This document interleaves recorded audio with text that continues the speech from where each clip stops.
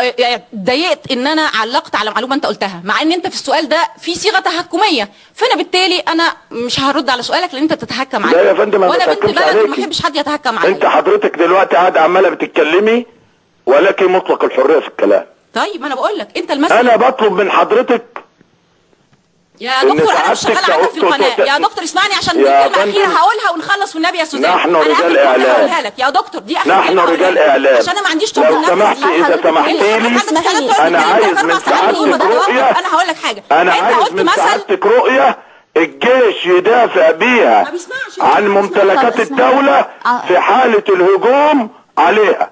قولي لي ازاي ممكن يكون حد من الجيش سمعنا دلوقتي؟ ارجوك يا استاذ امال يتعلم. استاذ امال ارجوكي، يا هو الدكتور قصده دلوقتي لو احنا مش هنقف او نتصدى للي ممكن يعمل على تخريب البلد او احراق البلد باي شكل كان، خلاص، وفي عناصر معروفه. انت دلوقتي بتقولي ان مش دي الطريقه. طب ايه هي الطريقه؟ ادافع عن البلد ازاي؟ ما هو ان انا ما المس اي بني ادم داخل يعمل اي حاجه، يعني انا بفتح الباب لكل اللي عايز يعمل حاجه يعملها. طب انا ادافع عن البلد ازاي؟ الجيش يحميها ازاي؟ عايزين وجهه نظر حضرتك. سؤال. احنا عايزين اجابه مش سؤال. لا الجيش مهمته ايه في الدساتير؟ لا ده انا بقول لك انا هبتدي بسؤال.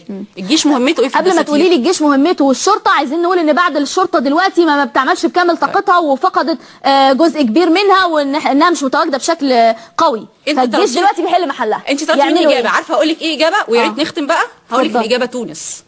يعني ايه الاجابه تونس؟ هقول لك الاجابه تونس. وضحي للمشاهد يعني ايه الاجابه تونس. هقول لك ايه الاجابه تونس يا سيدي. تونس احنا عندنا تجارب الثورات الربيع العربي اللي بيتقولوا عليها. عندنا اول واحده كانت تونس، عندنا ثاني واحده كانت مصر، عندنا ليبيا، عندنا سوريا. وكل ما حد يجي يكلمنا يقول لنا بصوا ليبيا، بصوا سوريا، بصوا اليمن. جميل. مع ان في تونس راحوا ولعوا في المؤسسات مع ان تونس عندها تجربه. عارفه بقى التجربه دي ايه؟ وارجعي طبعا حضرتك انت ست مثقفه وبتقري وكده، ارجعي للانترنت واعملي بحث على رشيد بن عمار. رشيد بن عمار ده يا ساده هو رئيس الاركان، هو رئيس الجيش التونسي. رشيد بن عمار يوم سفر او هرب بن علي. بس مفيش حد راح يحرق المؤسسات يا استاذ امان. انا برد. طيب طب انا برد. طب اتفضلي. انا قلت لك الاجابه تونس فانت قلت لي يعني ايه، فانا بقول لك يعني ايه تونس.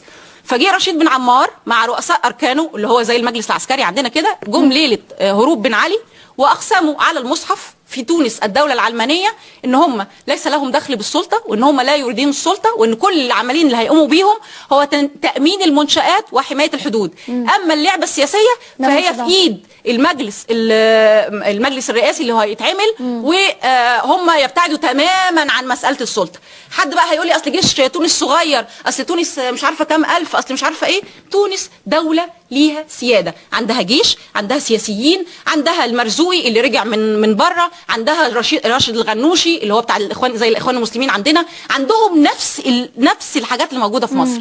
تونس مرت بسلام ليه؟ لانه الجيش اعلن منذ البدايه دوره المحدد والواضح الصريح. تمام. لا تونس بقى خلاص عندها حرب ولا خلاص عندها حساب. انت طلبت مني اجابه، ارجوك يا مش هرد على اي حاجه ثانيه. وهعتبر ان انا وجودي هنا احتراما ليكي وللحلقه وللمشاهد اساسا، المشاهد اللي انا جايه اقابله واكلمه واقول له انا جايه اقول لك كلمتين لوجه الله. بعد اذن حضرتك يجازيني. وضحت اجابتك. اتفضل يا دكتور. من كلام الاستاذه امال انا فهمت اللي هي تقصده. زين العابدين بن علي هرب بالطياره ومشي دون ان يتخلى عن السلطة لجهة بعينها، ودون ان يتنازل عن السلطة لشخص محدد، فتم تطبيق الدستور الموجود وتقدم من هو منوط به القيام بمهام الحكم. ده في تونس. احنا عندنا هنا في مصر حسني مبارك تخلى او تنازل او ترك اي من مفردات الكلمة عن السلطة للمجلس الاعلى للقوات المسلحة. مظبوط.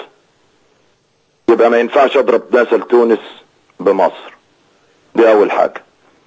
تاني حاجة، النهاردة المجلس ده مش حط برنامج زمني لنقل السلطة الى سلطة مدنية شرعية منتخبة ولا ما حطش؟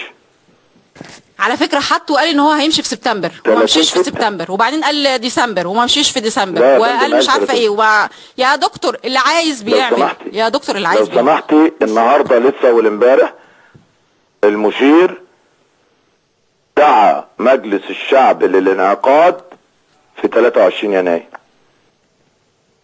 يعمل ايه الجيش بقى؟ يعني انا عايز اسال حضرتك سؤال.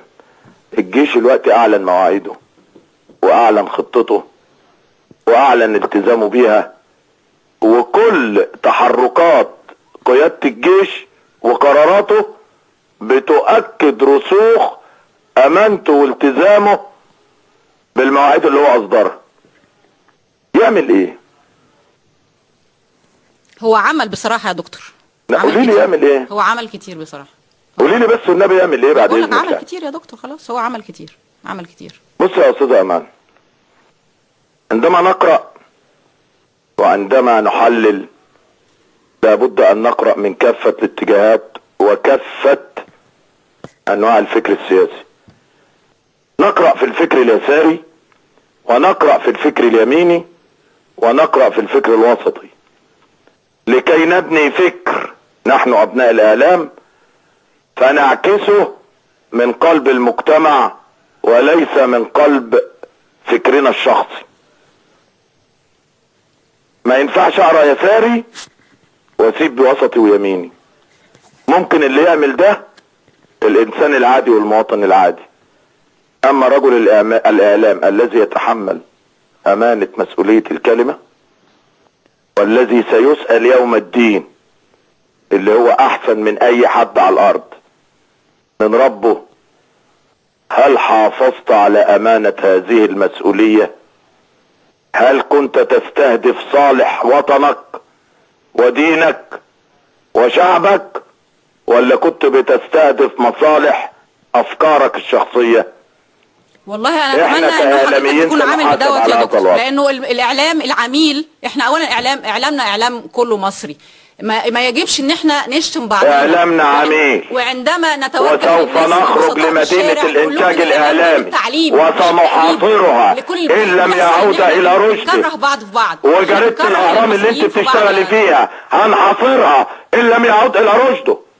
يا دكتور ده كلام جميل. خلينا نتوقف عند هذا ونقول نتمنى انه اعلامنا يكون على قدر مسؤولية هذه اللحظة، ليس اعلام العمالة وليس اعلام التخوين، ده اعلام بتاع مصر، وهدفنا ان نكون مصر احسن. انا بشكركم جدا حقيقي. انا سعيدة انه الناس سمعتنا، وبتوجه لك بالشكر يا سودان، وارجوكي اسمحي لي ان انا اعتبر نفسي مواطنة عادية قالت رأيها، وشكرا.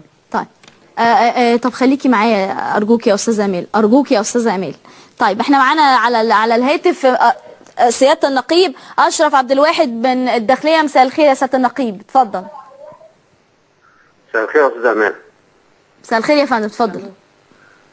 حضرتك انا نفسي تتخيلي السيناريو اللي كان قدام المجمع العلمي لو الشرطة تدخلت بقوة او تصدت للجماعة دي بقوة، كان ايه رد فعل الاعلام على قوات الشرطة لو تصدت بقوة؟ انا عندي سؤال، احنا ليه كل ما بنتكلم عن فض حاجة بنتكلم عن القوة؟ هو ما ينفعش نتعامل مع جيشنا باحترام شوية، مع ناسنا باحترام شوية؟ انا عايز اسأل ليه لما باجي اقبض على اي حد لازم مفترض فيه القوة؟ اولا ومبدئيا مفترض فيك كرجل يملك كل السلطة وكل القوة ان انت لا تستخدم هذه القوة الا اذا كان بالفعل قدامك حد يستحق هذه القوة. في النهاية أنا لما أشوف حد بيضرب بطوبة أو بيدافع عن نفسه بطريقة أو بأخرى هلوم اللي معاه القوة الأكبر. أرجوكم، أنا بالفعل يعني بشكركم جدا على كل المداخلات التليفونية، بس الحقيقي أنا اتأخرت جدا، واحتراما للمشاهد اللي انتوا قلتوا ان احنا متوجهين له. انا قعدت كل هذا الوقت وانتظارا للمكالمه الطويله من الدكتور عكاشه. انا ارجوكي نكتفي بهذا، لان انا بالفعل قلت كل اللي عندي، وغرضي هو ان احنا نقول للناس كلمه حق. احنا بننهي والله يا استاذه امال، خلاص. بس ارجوكي حضرتك معايا في الحلقه، ارجوكي معايا لسه سياده النقيب. تمام مع حضرتك. طيب ارجوكي يا استاذه امال. طيب اتفضل يا سياده النقيب.